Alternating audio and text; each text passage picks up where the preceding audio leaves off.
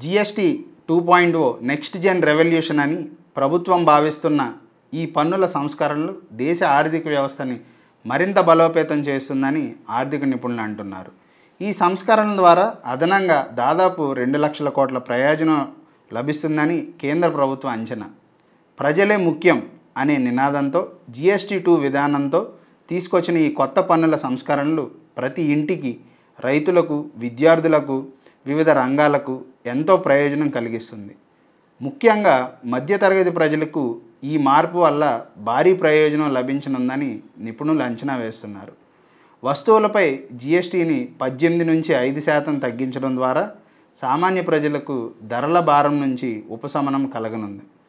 వెన్న, నెయ్యి, పన్నీర్, సబ్బులు, shampoo, hair oil, processed food, biscuits, coffee వంటి వాటిపై కూడా పన్ను తగ్గునుంది.